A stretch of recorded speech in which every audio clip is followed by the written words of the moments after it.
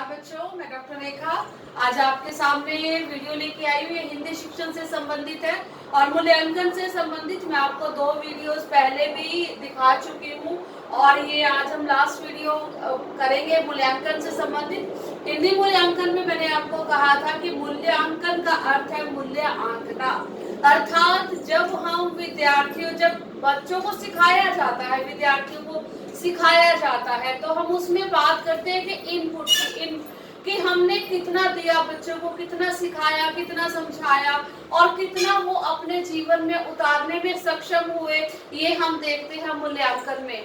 या हमारे सीखे हुए को विद्यार्थियों ने कितना अपनाया, कितना उन्होंने अपने जीवन में उसको अनुभव किया, वो सारी चीजें हम मूल्यांकन में देखते हैं। तो मूल्यांकन मैंने आपको बताया था कि अति आवश्यक है। ठीक है, मूल्यांकन के द्वारा ही ये पता चलता है कि अध्यापक ने कितना पढ़ाया है, किस तरह से पढ़ाया है और किस विधि द्वारा पढ़ाया है और वो प्रभावशाली रहा है या नहीं रहा। और मूल्यांकन के द्वारा ही पता चलता है कि विद्यार्थी ने कितना पढ़ा है, कितना समझा है और कितना सीखा है। तो आइए आज मूल्यांकन के बारे में और अधिक पढ़ते हैं कि अच्छे मूल्यांकन की विशेषताएं क्या क्या हैं। तो बच्चों, अगर अच्छे मूल्यांकन की विशेषताओं की बात करें तो एक अच्छे मूल्यांकन में बहुत सारी विशेषताएं होनी चाहिए। तो सबसे पहली विशेषता की हम बात करते हैं वैधता। सबसे पहली विशेषता है वैधता। वैधता का अर्थ है कि आप जब भी मूल्यांकन करते हैं बच्चों का, जब भी कोई आप प्रश्न पत्र का निर्माण करते हैं अपने विषय से संबंधित, हिंदी से संबंधित, तो वो क्या होना चाहिए, वो वैध होना चाहिए। वो ऐसा नहीं हो कि बच्चों को पढ़ाया कुछ और गया है और आप प्रश्न पत्र में कुछ और डाल रहे हैं, तो वो पूरी तरह से वैध होना चाहिए। उसके बाद है संतुलन। संतुलन क्या होगा कि जब भी आप किसी का मूल्यांकन करते हैं या प्रश्न पत्र बनाते हैं, पेपर बनाते हैं, तो उसमें क्या होना चाहिए, संतुलन का अर्थ है कि आपको सभी प्रकार के विद्यार्थियों का ध्यान रखना है। कुछ विद्यार्थी ऐसे हैं जो बहुत ही कुशाग्र बुद्धि के होते हैं, तीव्र बुद्धि के होते हैं। कुछ विद्यार्थी ऐसे हैं जो सामान्य बुद्धि के होते हैं और कुछ विद्यार्थी ऐसे हैं जो सामान्य से भी कम होते हैं। तो हमने कक्षा के हर विद्यार्थी का ध्यान रखना होता है, हर विद्यार्थी के लिए संतुलन उसमें होना चाहिए। और संतुलन को हम इस तरह से भी सीख सकते हैं कि आपने जब भी कोई प्रश्न पत्र का निर्माण किया है तो उसमें संतुलन हो गद्य की सभी विधाओं का, उसमें रेखा, संस्मरण, ठीक है, रेखा चित्र की हम बात करें, ठीक है, रिपोर्टाज है, जीवनी है, काव्य है, हर चीज की उसमें जगह होनी चाहिए। तो इस तरह से संतुलित जो है प्रश्न पत्र का निर्माण या एक संतुलित मूल्यांकन आपने बच्चों का करना है। उसके बाद देखिए सक्षमता। सक्षमता का अर्थ है कि आप एक अध्यापक के तौर पर आपने अपने विद्यार्थियों को इतना सक्षम करना है कि वो उस प्रश्न पत्र को कर सके आसानी से।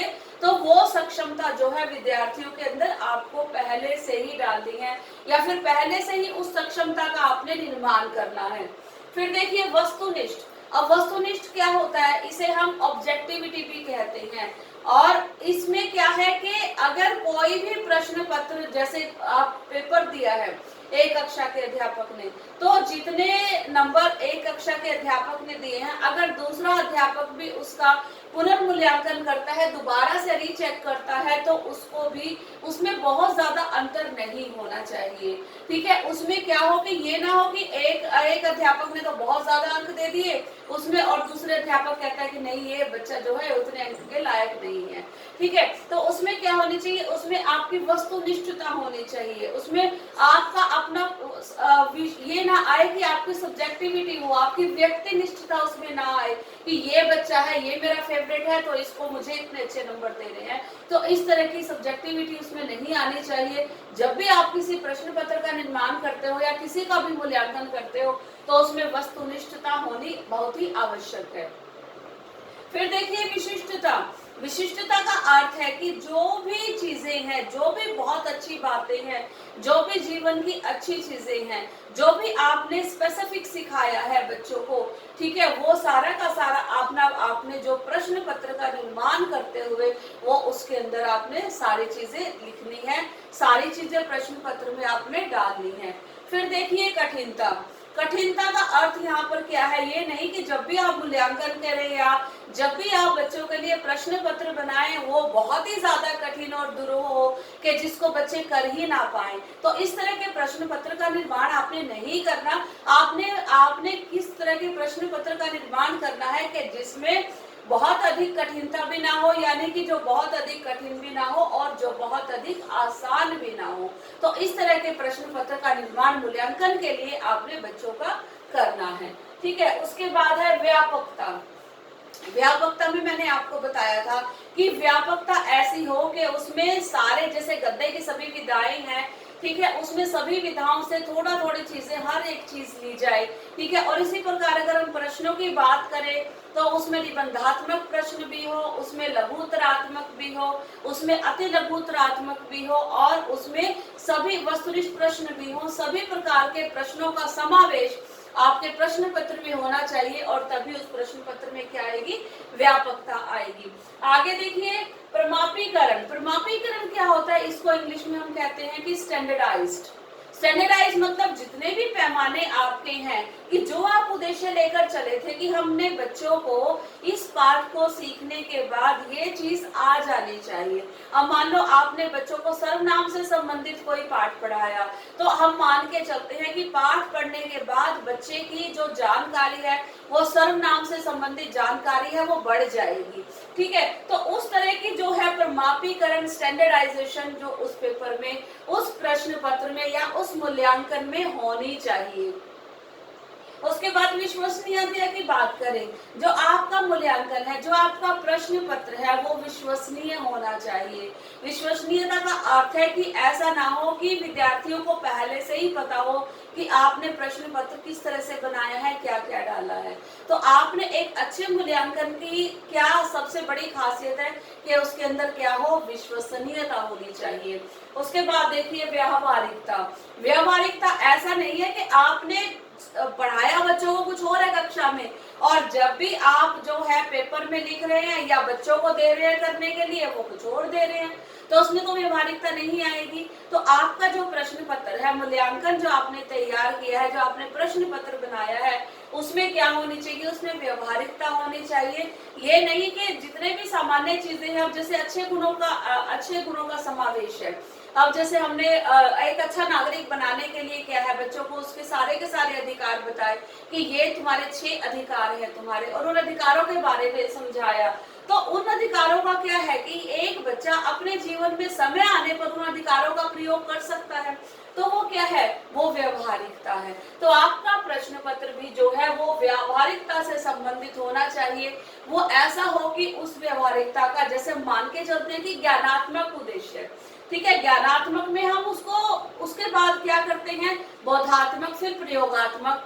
ठीक है, तो ये सारे उद्देश्य जो हैं वो बच्चा अपने जीवन में समय आने पर प्रयोग कर सके, तो ऐसा व्यवहारिक प्रश्न पत्र आपने बनाना है।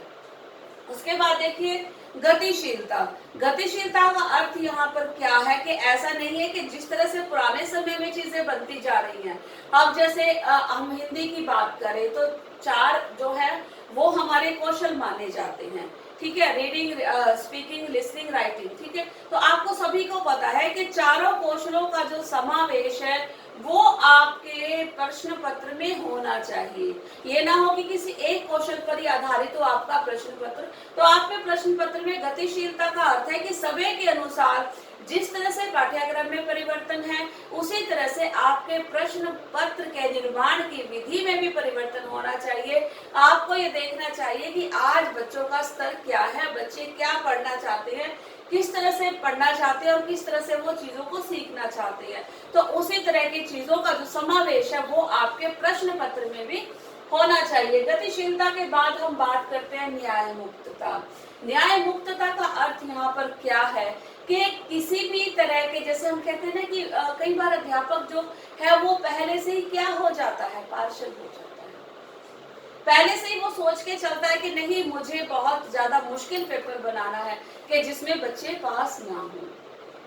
तो इस तरह के जो जितनी भी चीजें हैं, जितनी भी बातें हैं, उनसे एक अध्यापक को मुक्त होना चाहिए। न्याय मुक्तता का अर्थ है कि अध्यापक अपनी कक्षा के विशिष्ट छात्रों के साथ भी, विशिष्ट बच्चों के साथ भी, सामान्य बच्चों के साथ भी, अति विशिष्ट के साथ भी, ठीक है, और जो सामान्य से कम बच्चे हैं उनके साथ भी न्याय होना चाहिए। यानी कि प्रश्न पत्र, इस प्रकार का प्रश्न पत्र का निर्माण हो, इस प्रकार के मूल्यांकन का निर्माण हो जिसमें कक्षा के सभी विद्यार्थियों के साथ न्याय हो, और जो कक्षा के सभी विद्यार्थियों को क्या लगे, न्याय संगत लगे, इस प्रकार के प्रश्न पत्र का निर्माण करना है एक अध्यापक को।